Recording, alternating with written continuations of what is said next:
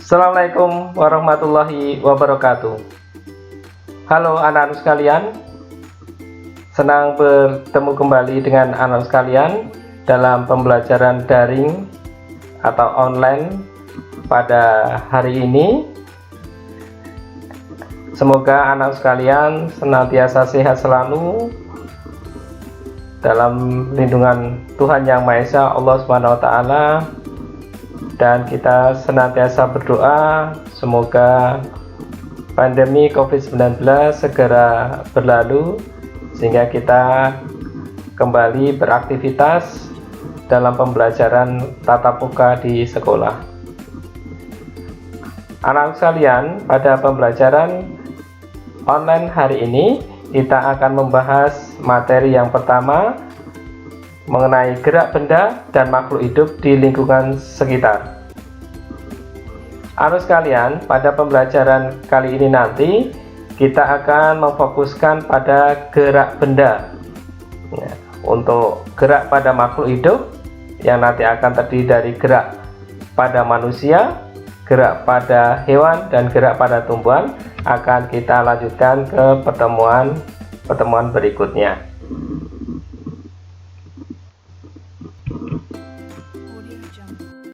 Nah, seperti yang saya sampaikan tadi, anak sekalian, pada kesempatan kali ini nanti kita akan membahas mengenai gerak benda. Nah, gerak benda nanti kita akan memfokuskan pada konsep gerak. Karena nanti di gerak pada benda akan terdiri dari konsep gerak itu sendiri, kemudian gaya, kemudian hubungannya dengan hukum Newton 1, hukum Newton 2, dan hukum Newton 3. Nah, agar lebih terfokus, kita tidak terlalu banyak materinya ke gaya, kemudian hukum Newton, kita lebih fokus kepada konsep gerak, di mana nanti kita akan membahas mengenai apa itu pengertian gerak itu sendiri, kemudian gerak lurus yang akan kita bahas, baik itu gerak lurus beraturan, gerak lurus berubah beraturan.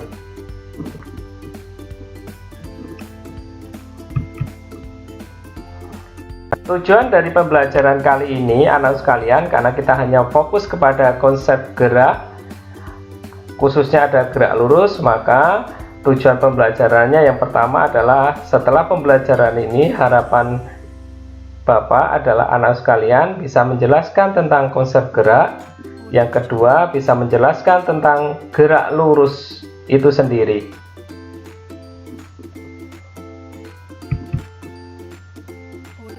Baik, anak sekalian, kita awali tentang konsep gerak dengan melihat peta konsep di sini anak sekalian, di mana nanti kita membahas tentang gerak A. Nah, di gerak nanti kita akan membahas satu, kedudukan dan perpindahan. Maksudnya kedudukan itu adalah jarak. Kemudian kita akan membahas kelajuan dan kecepatan, dan yang terakhir kita nanti membahas gerak lurus. Jadi fokusnya nanti di gerak lurus, di mana nanti gerak lurus terbagi menjadi gerak lurus beraturan dan gerak lurus berubah beraturan. Ini nanti yang akan kita bahas pada pertemuan kali ini anak sekalian, ya. Berarti nanti ada 1, 2, 3, 4, 5, ya, 5 pokok bahasan yang akan kita bahas di pertemuan hari ini.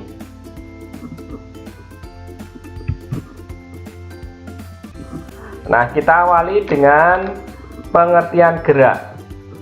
Apa itu gerak?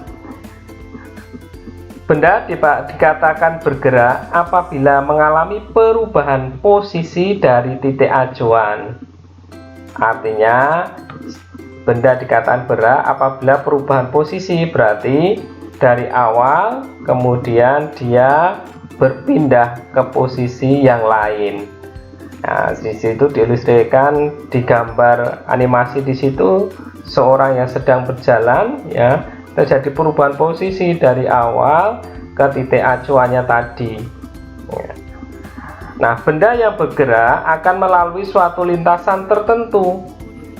Lintasan dapat berupa lintasan lurus, melingkar, atau parabola, ataupun tidak teratur.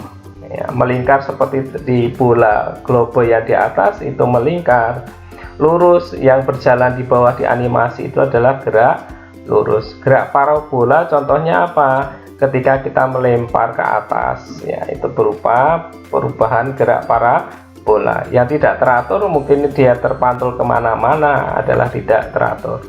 Nah, pada subbab ini kita akan mempelajari bagaimana gerak benda pada lintasan yang lurus, di mana nanti melibatkan waktu, jarak, dan kecepatan.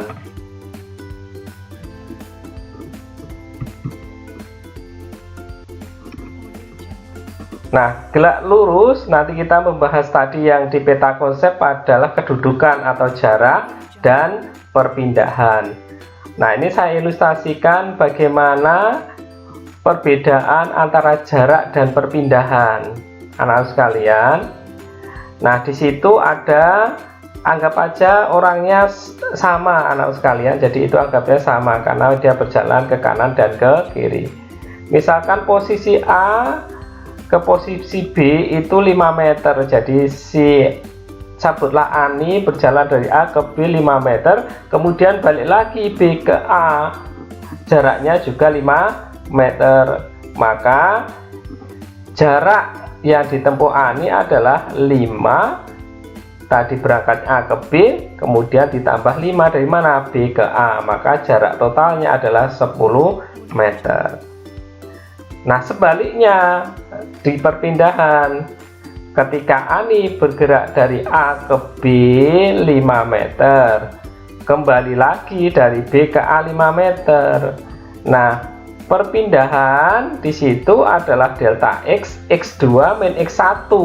X2 itu A ke B, ya, X1 nya B ke A, berarti 5 dikurang 5 sama dengan 0. Jadi Ani tidak berpindah. Nah, dari situ dapat disimpulkan perbedaan jarak dengan perpindahan. Jarak merupakan panjang lintasan yang ditempuh.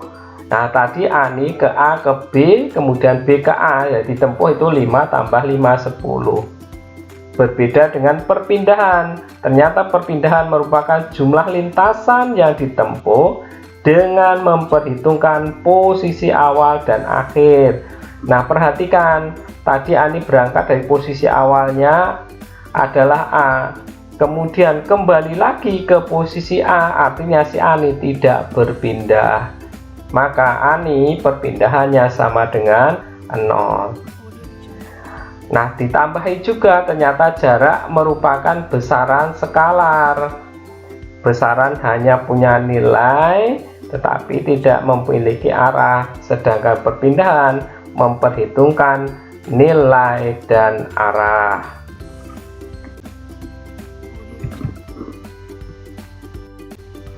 Yang berikutnya kita akan membahas perbedaan kelajuan dan kecepatan. Kelajuan merupakan besarnya jarak yang ditempuh oleh suatu benda yang bergerak dalam tiap satuan waktu. Sedangkan kecepatan merupakan besarnya perpindahan persatuan waktu. Nah, kelihatan di situ ada perbedaan di mana jarak, ya,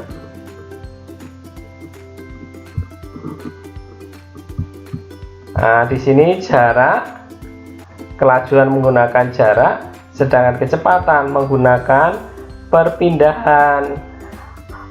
Maka kalau kelajuan menggunakan jarak, berarti kelajuan merupakan besaran skalar, hanya menilai besar dan satuan tapi tidak memperhitungkan arah. Kecepatan menggunakan perpindahan, maka kecepatan menggunakan besaran vektor karena mempunyai nilai besar satuan dan memperhitungkan arah geraknya.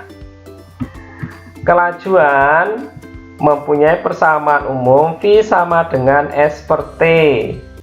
Ya, V adalah kelajuan, S adalah jarak, T adalah waktu. Sedangkan kecepatan, agar membedakan di situ saya buat sebuah variabel X, ya. X per TX itu adalah menunjukkan perpindahan, T-nya waktu, V-nya sama tadi simbolnya dengan kelajuan, tetapi di sini adalah kecepatan. Jadi diingat anak sekalian, kalau kelajuan hubungannya dengan jarak, kecepatan berhubungannya perpindahan. Berarti kalau perpindahan kita harus memperhitungkan arahnya, posisinya dari awal ke akhir, itu yang diperhitungkan. Kalau jarak berarti total panjang lintasan yang dilalui. Baik, kita lanjutkan ke slide berikutnya.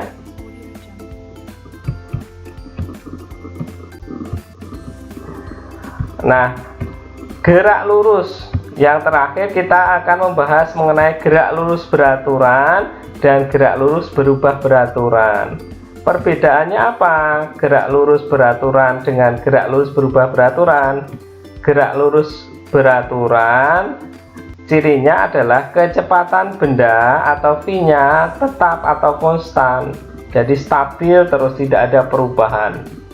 Dia bergerak terus. Kalau misalkan dia 10 km per jam, ya 10 km per jam terus, tidak ada perubahan.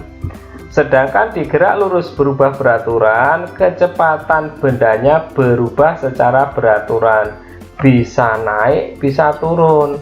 Nah, itu artinya bisa bertambah, bisa turun, itu artinya berkurang.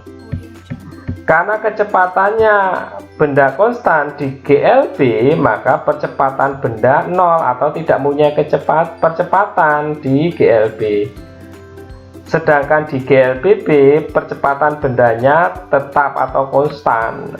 Karena tadi perubahan kecepatannya beraturan, maka percepatan benda terjadinya konstan, stabil terus. Ya.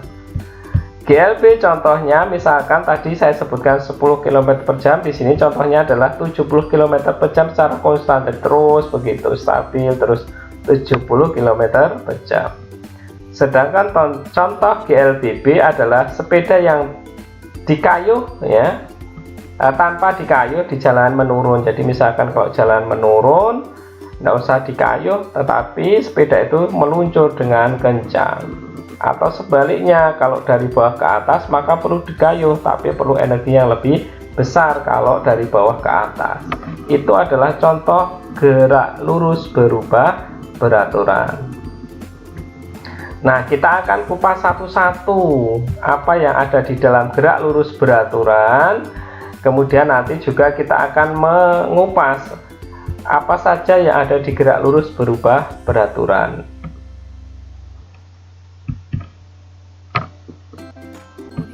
Gerak lurus beraturan tadi sudah kita sampaikan perbedaannya dengan GLBB.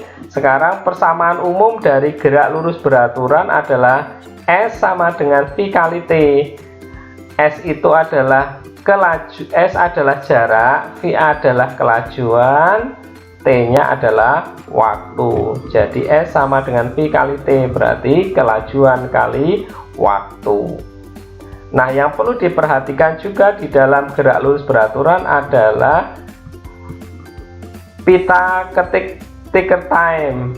Anak sekalian, di sini diberikan contoh, misalkan arah geraknya ke arah kanan, lihat titik-titiknya selalu sama terus dari awal sampai akhir. Artinya ini konstan terus kecepatannya, tidak ada perubahan kecepatan. Akhirnya tidak punya percepatan, tidak punya A-nya. Nah, dari ticker time ini kita bisa melihat grafiknya. Nah, grafiknya di sini V-nya konstan, jadi lurus terus, tidak perubahan. Nah, di grafik yang kedua, hubungan antara jarak dengan waktu, ini menunjukkan V-nya, ya.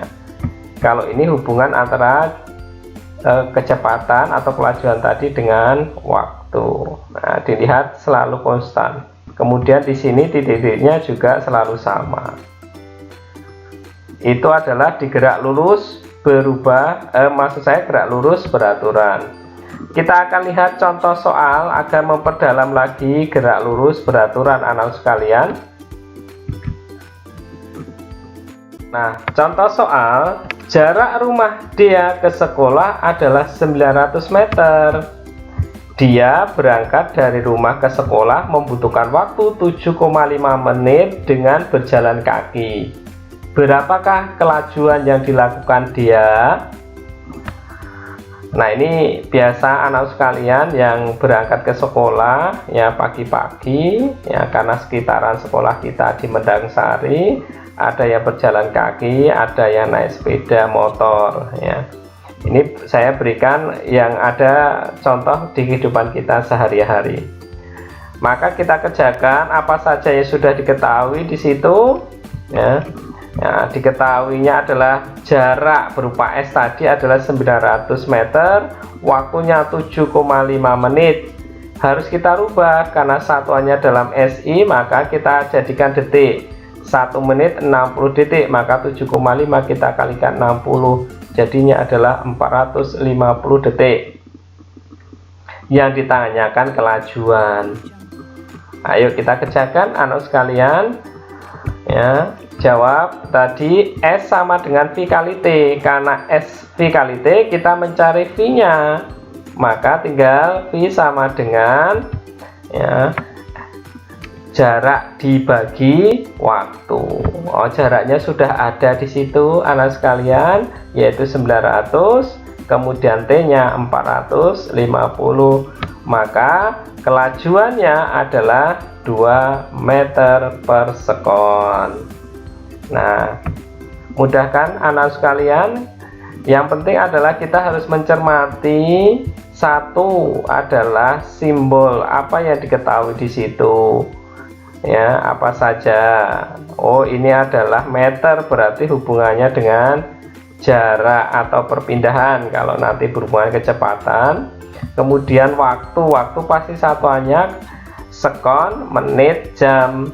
Kalau dalam SI berarti sekon itu menunjukkan jarak, menunjukkan waktu, mohon maaf anak sekalian, waktu, sedangkan meter menunjukkan jarak atau perpindahan. Sedangkan kecepatan atau kelajuan pasti hubungannya dengan satuannya meter per sekon. Setelah mengetahui itu, maka harus kita pahami adalah perubahan konvensi satuan. Kalau masih menit kita jadikan detik ya, kalau mintanya adalah dalam meter per sekon. Baik anak sekalian, kita lanjut ke materi berikutnya, yaitu gerak lurus berubah beraturan. Nah, tadi kita sudah singgung pada saat perbedaan dengan GLB. Nah, persamaan umum dalam gerak lurus berubah beraturan, di sini ada 3 komponen penting dalam persamaan umum. Yang pertama adalah di sini VT. VT ini adalah kecepatan akhir atau kecepatan sesaat benda bergerak sama dengan kecepatan awal V0 plus minus. Plus minus itu, plus itu kalau bendanya dipercepat, sedangkan minus itu kalau diperlambat. A-nya adalah percepatan dikali waktu. Persamaan yang kedua adalah kecepatan sesaat kuadrat sama dengan kecepatan awal kuadrat plus minus. Ingat tadi plus adalah dipercepat, minus diperlambat, kali 2 ditambah plus minus 2 kali percepatan dikali jaraknya. Yang terakhir persamaannya adalah jarak sama dengan kecepatan awal kali T plus minus setengah kali percepatan dikali waktu dikuadratkan ya. 3 komponen persamaan ini ya bisa kita gunakan sesuai dengan yang diketahui di dalam soal anak sekalian ya, mana yang harus digunakan. Jadi bisa jadi hanya satu yang kita gunakan, bisa jadi dua-duanya bisa kita cari dengan menggunakan persamaan yang ada di sini. Yang penting adalah kita harus mengetahui komponen-komponen apa saja yang sudah diketahui di dalam soal. Baik, kita lanjutkan ke slide berikutnya. Di sini kita paparkan juga perbedaan gerak lurus berubah beraturan dipercepat dan gerak lurus berubah beraturan diperlambat. Ya. Gerak lurus dipercepat artinya gerak suatu benda yang mendapat tambahan kecepatan dalam setiap detik. Dipercepat berarti bertambah. Sedangkan gerak lurus berubah beraturan diperlambat adalah gerak benda yang semakin berkurang kecepatannya dalam setiap detik. Jadi semakin berkurang setiap detiknya. Nah, ini bisa dilihat dari gambar time tickernya, adik-adik anak sekalian ya. Di situ ada awalnya titik-titiknya, lihat dia berdekatan, lama-lama semakin jauh ya. Ibaratnya kalau kita misalkan punya motor kemudian olinya bocor, kalau kita pelan pasti titik-titik yang di jalan akan semakin pendek. Tetapi kalau motor itu kita laju ya dengan cepat, maka titiknya semakin jauh, itu artinya dipercepat. Di sini diperlambat, semakin ke sana semakin dekat karena dia semakin pelan. Jadi titik-titiknya, tetes-tetesnya semakin dekat. Kalau ini karena cepat maka tetesnya semakin jauh, netes-netesnya. Nah, itu bisa dilihat dengan grafiknya. Di sini kalau dipercepat ada 3 kemungkinan di situ, anak sekalian. Bandingkan dengan yang diperlambat. Ini grafiknya selalu naik. Ini justru turun. Ini juga cenderung kemudian turun. Ya. Jadi kalau naik berarti GLBB dipercepat. Ini dipercepat, ini dipercepat. Lihat ini grafiknya turun. Ini juga cenderung juga nanti akan turun. Ya, jadi ini perbedaannya. Satu, dari gambar sudah kelihatan time takernya. Kalau dipercepat semakin jauh jaraknya, kalau time takernya diperlambat justru semakin dekat titik-titiknya. Contoh dari GLBB dipercepat adalah benda jatuh ya bebas dari ketinggian tertentu. Ya, misalkan kelapa, ya, itu jatuh, itu namanya dipercepat. Ya, ke bawah itu pasti lebih cepat daripada kalau kita punya benda lempar ke atas, itu diperlambat jadinya. Maka ketika kita benda dilempar ke atas, ya lebih berat, kita membutuhkan energi yang lebih. Nah, nanti contoh berikutnya anak sekalian bisa dicari ya, atau nanti dalam tugas nanti setelah memahami materi ini nanti kita akan sampaikan di Google Classroom-nya. Baik, kita akan berikan contoh untuk gerak lurus berubah beraturan agar anak sekalian memahami dan bagaimana menerapkan persamaan yang tadi kita sudah sampaikan.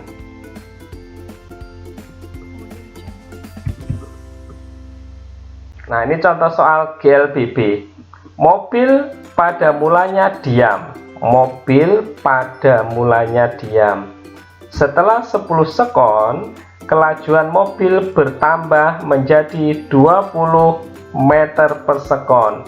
Tentukan percepatan mobil. Nah, di sini ada mobil pada mulanya diam.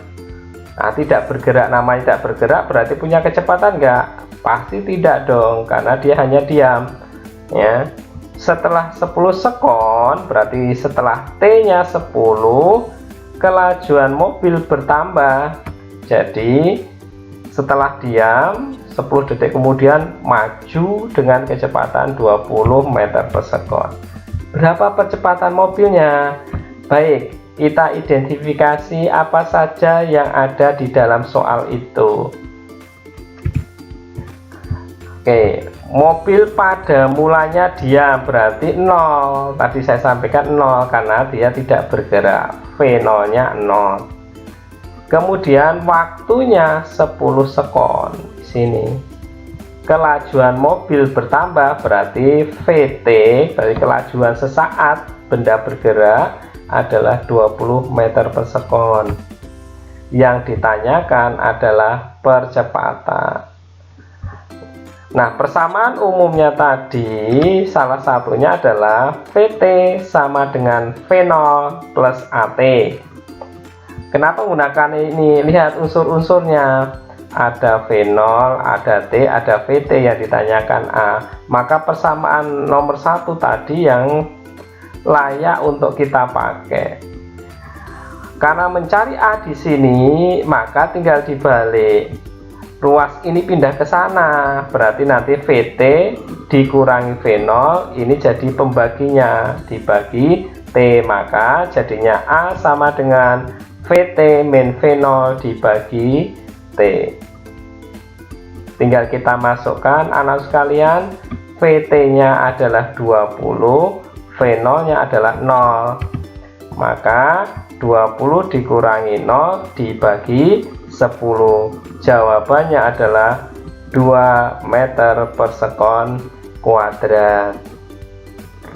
Nah, cukup mudah anak sekalian ya untuk menerapkan, ya tinggal bagaimana kita harus satu tadi mengidentifikasi besaran apa saja yang sudah diketahui di sini, satuannya juga dicermati, kemudian yang ditanyakan apa, karena tadi ada 3 komponen rumus umum yang ada di GLBB ya, ada VT sama dengan V0 dikali AT ini ya.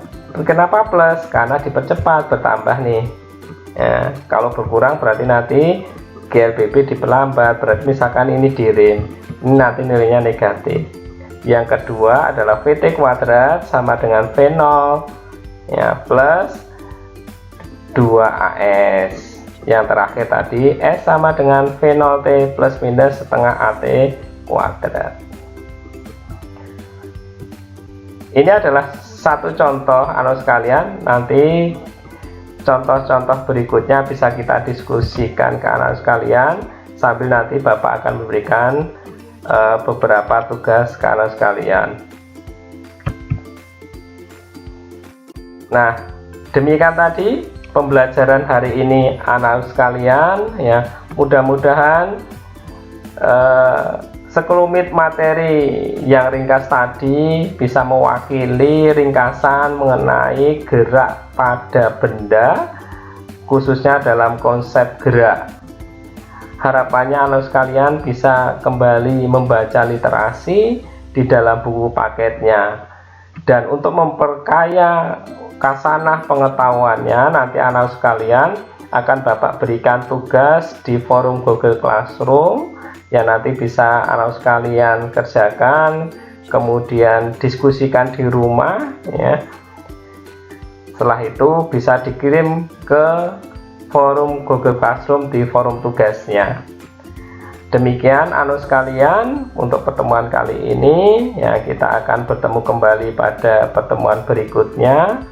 Jangan lupa selalu jaga kesehatan, rajin cuci tangan, jangan lupa pakai masker kalau berpergian, dan kita senantiasa berdoa semoga Allah SWT, Tuhan Yang Maha Esa, segera memberikan kemudahan kepada kita semua melewati COVID-19 ini, sehingga kita bisa kembali beraktivitas seperti sedia kala. Terima kasih anak sekalian, tetap semangat belajar, salam bahagia selalu. Saya akhiri, billahi taufik wal hidayah. Assalamualaikum warahmatullahi wabarakatuh.